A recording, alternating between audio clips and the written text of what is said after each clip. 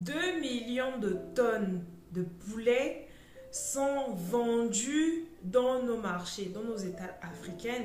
Et malheureusement, ces poulets, ils viennent d'où? Des États-Unis, du Brésil et de l'Europe. Mais comment se fait-il qu'en 2022, nous soyons toujours autant dépendants des pays de l'extérieur concernant notre propre alimentation? Aujourd'hui, nous allons parler du secteur agriculture et du potentiel de rentabilité que présente ce secteur. Ne quittez pas, je reviens après le générique.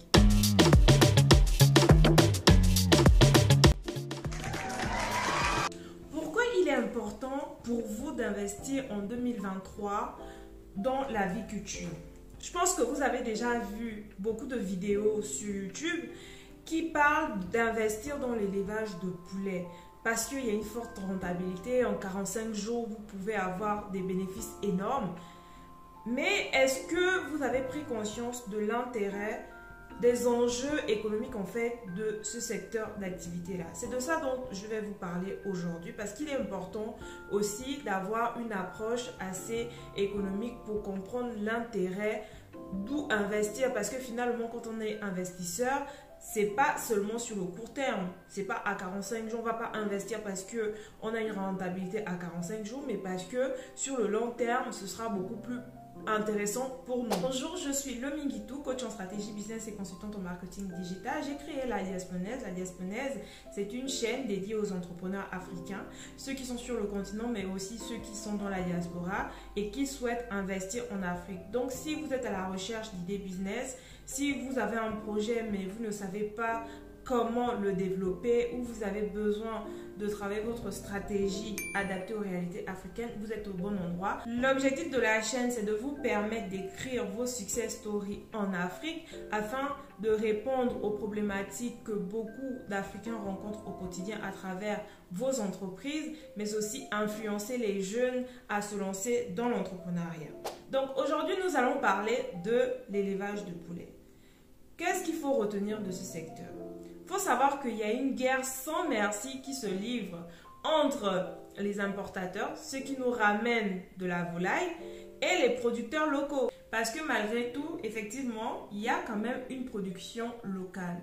Malheureusement, cette production locale n'est pas assez importante pour absorber la demande en matière de poulet.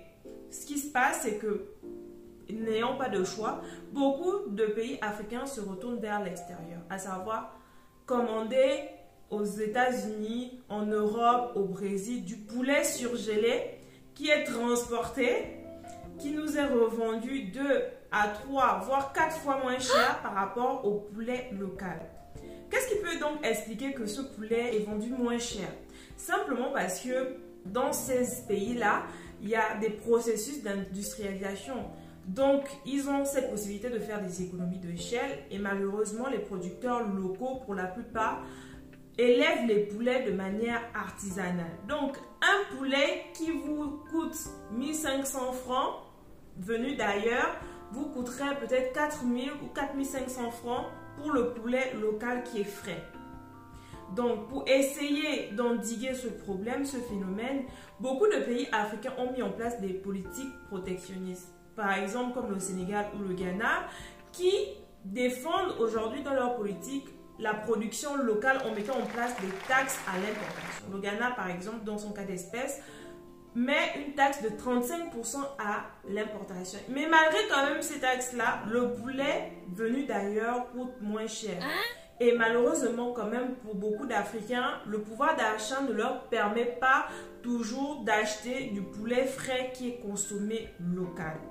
Seulement avec les différentes épidémies de grippe aviaire, les différents scandales de viande avariée qui ont dû être brûlés, jetés dans certains pays pour des questions de santé publique des populations, en plus de cela, le fait que les conditions de transport de ces viandes-là, les conditions de conservation de ces viandes-là ne sont pas toujours sécurisantes pour la santé des populations.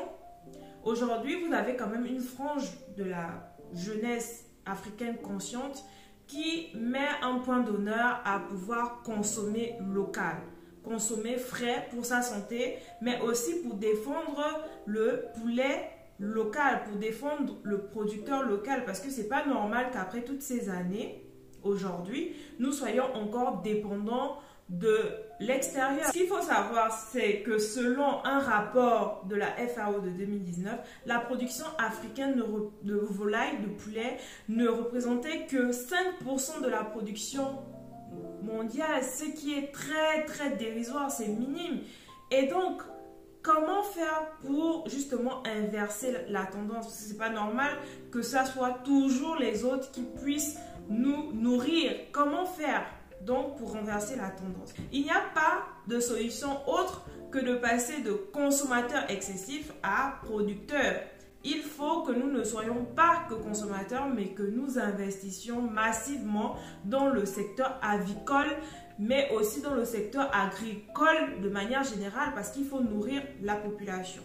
Pourquoi donc investir dans l'élevage de poulets? Je vais vous donner des raisons principales pour lesquelles en 2023, vous devez vraiment prêter attention à ce secteur et y investir. La première raison, elle est sociologique. La grande majorité des Africains consomment énormément du poulet. On le mange frit, braisé, fumé, à toutes les sauces, hein. La sauce graine, la sauce sodica. En tout cas, dans chaque pays africain, les gens mangent du poulet. Donc, ça veut dire que déjà, sociologiquement, en termes d'habitude de consommation, c'est un bon point. Durant ces fêtes d'ailleurs, je suis très sûre que le poulet sera dans nos menus. Ça, c'est de 1. Deuxièmement, hormis la production locale, la valeur des importations estimée selon la FAO est de 2 milliards de dollars dans l'Afrique subsaharienne. Ça veut dire qu'il y a un gros marché, il y a de grosses parts de marché à prendre si l'on se positionne comme acteur dans ce secteur. Parce qu'en réalité, plus il y aura de producteurs locaux, moins les pays auront tendance à importer. Pourquoi dépenser autant d'argent à l'extérieur si on a une production locale importante? Il y a un marché énorme à se faire. Sur 2 milliards de dollars, vous pouvez capter des parts de marché énormes et gagner beaucoup de millions. Les chiffres ne montent pas. Troisième chose, la demande va exploser. Je ne sais pas si vous êtes au courant, mais les Nations Unies projettent que d'ici 2050, la population africaine va doubler. On sera à peu près 2,5 milliards ou 3 milliards d'Africains sur notre continent. Aujourd'hui, nous sommes à 1,4 milliard et dans les années 2000, nous étions 800 millions. Ça veut dire en fait que la courbe de croissance démographique africaine est en constante évolution. Tandis que dans les pays dits développés, la croissance est stagne en fait parce qu'ils ont amorcé leur transition démographique. En plus de cela, il faut savoir que la population africaine est jeune. Ils estiment qu'aujourd'hui, plus de 60% de la population africaine a moins de 30 ans. Ça veut dire qu'en réalité, les gens qui vivent en Afrique sont jeunes. Et qui dit jeunesse, dit avenir. Personne n'irait parler d'avenir dans une maison de retraite. Généralement, même les politiques, quand ils vont parler des projets de développement, ils vont à la fac. Auprès des étudiants, ils vont dans les lycées. Donc, en réalité, quand on dit que l'Afrique est le continent de demain, c'est la réalité. Mais qu'est-ce qui explique que d'ici 30 ans, nous serons aussi nombreux? C'est parce que, en fait, le taux de fécondité en Afrique est beaucoup plus important qu'ailleurs.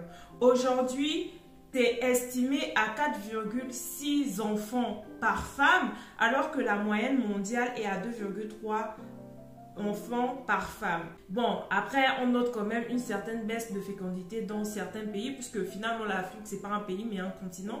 Mais toujours est-il que, par exemple, dans les pays comme le Nigeria, on compte 6 enfants par femme en moyenne. Un pays comme le Congo aussi, 6 enfants par femme en moyenne. Et par exemple, au Somalie, c'est 7 enfants en moyenne par femme. C'est pour vous dire en fait que si la population est jeune, ça c'est mathématiquement, hein, parlons concrètement, si la population est jeune, ça veut dire qu'en fait, il y a plus de femmes, plus de jeunes personnes en âge de procréer.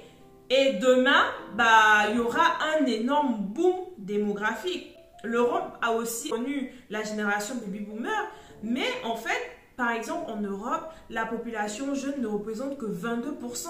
La population européenne est vieillissante, alors que nous, en Afrique, nous sommes jeunes.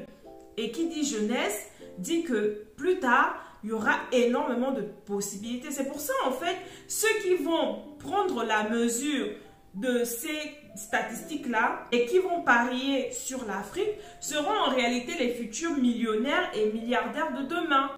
Si vous avez tout oublié et que vous hésitez encore à investir en Afrique, retenez que un humain sur deux qui naîtra dans les prochaines décennies naîtra en Afrique subsaharienne. Et s'il y a énormément de population, ça veut dire qu'il y aura énormément de demandes à combler. Et en investissant dans des secteurs d'activité comme les secteurs agricoles, avicoles, vous gagnerez très certainement des millions. La quatrième chose, c'est aussi, nous en tant qu'Africains, d'avoir un sursaut d'orgueil, de pouvoir gagner notre souveraineté alimentaire, parce que c'est pas normal que nous puissions toujours dépendre de l'extérieur. C'est pas normal que ce soit les autres pays qui nous nourrissent. Qu'est-ce qu'ils ont de plus que nous? Ils sont des hommes comme nous. Donc si nous nous mettons à la pâte et investissons dans de la production de masse plutôt que de la production artisanale qui se fait déjà en grande majorité, cela nous permettrait d'avoir une production locale et des poulets de plus bonne qualité qui participeraient à notre bonne santé plutôt que de se goinfrer le poulet surgelé. Donc, il faut vraiment penser à investir pour défendre le patriotisme économique. Il faut que demain, quand la population va augmenter, va doubler, nous soyons nous-mêmes capables de nourrir les petits Africains. Alors, si vous avez compris l'intérêt maintenant d'investir dans le secteur avicole qui présente d'énormes potentialités, comment faire donc pour investir? Parce que c'est bien de comprendre qu'il faut, mais si on n'a pas la compétence, c'est assez compliqué. Moi, par exemple, je suis novice, j'ai compris l'intérêt d'investir dans l'agriculture, dans la aviculture, mais je ne m'y connais pas. Je sais manger du poulet, mais je ne sais pas comment on l'élève. Donc, pour répondre à cette problématique, j'ai fait appel à une experte qui est docteur en agroéconomie et qui a créé sa ferme au Togo depuis 2 ans. Donc, elle viendra au cours d'une masterclass que l'on va organiser le 28 décembre 2022 à 19h30 sur Zoom, vous expliquer comment faire pour investir dans le secteur avicole, comment créer une ferme d'élevage de poulets de chair ou poules pondeuses. Elle va vous expliquer comment faire le bon choix, quel budget, pour quelle rentabilité, comment gérer le projet, comment le faire évoluer et aussi quels sont les business, les idées business autour de ces secteurs, parce qu'il n'y a pas que l'élevage, il y a par exemple la provenderie, l'alimentation des poulets, parce que c'est quelque chose de très très important, capital dans ce type de business. Il faut que quand vous élevez vos poulets, vous puissiez être à même de les nourrir, donc il faut trouver les aliments. Donc même si que vous ne voulez pas investir essentiellement dans une ferme, vous pouvez vous concentrer sur la provenderie. Il y a aussi la distribution. Vous pouvez faire de la négoce, vous pouvez aider les producteurs locaux à vendre davantage leur production ou alors mettre en place des formations pour les aider à avoir plus de rentabilité dans leur secteur. Alors, si vous souhaitez investir dans ce secteur en 2023, mais que vous ne savez pas par où commencer, commencez par prendre des informations auprès des personnes qui vous ont précédé. Allez-y à leur rencontre pour apprendre de leur expérience parce que ça vous évitera de commettre des erreurs et de perdre beaucoup d'argent. Certes, vous pouvez avoir une rentabilité très très énorme, mais il faut savoir comment gérer le projet. Et si, par exemple, vous n'avez pas un projet en particulier, mais que vous êtes curieux d'en apprendre un peu plus sur ce secteur d'activité, n'hésitez pas à participer à cette masterclass. Je vais mettre le lien en barre de description. Vous pouvez juste cliquer et réserver votre place. N'oubliez pas, c'est le 28 décembre à 19h.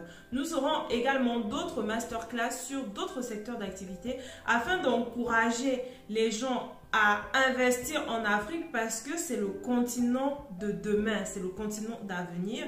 Je vous ai expliqué pourquoi il est important pour vous d'investir en Afrique. Donc, il y a plusieurs secteurs d'activité. Aujourd'hui, on va parler du secteur avicole. Prochainement, ce sera l'import-export, le tourisme, l'agriculture. En tout cas, le but, c'est que pour chaque secteur d'activité, nous puissions mettre en lumière les différentes idées business et vous aider à structurer vos projets et à repartir massivement investir en Afrique. Est-ce que vous voulez faire partir des prochains milliardaires, les prochains millionnaires d'ici 30 ans qui auront pris le pari aujourd'hui et qui assureront leur retraite demain? Si vous voulez faire partir de ces personnes-là, suivez notre actualité sur nos réseaux sociaux, sur cette chaîne YouTube, mais aussi sur TikTok, sur Facebook, sur Instagram, La Diasponaise. C'était Lominguitou, votre coach qui vous aide à écrire votre success story à l'africaine. N'oubliez pas de vous abonner et de partager l'information aux autres afin que la prise de conscience soit collective et massive. Je vous dis à très bientôt et bon week-end à tous.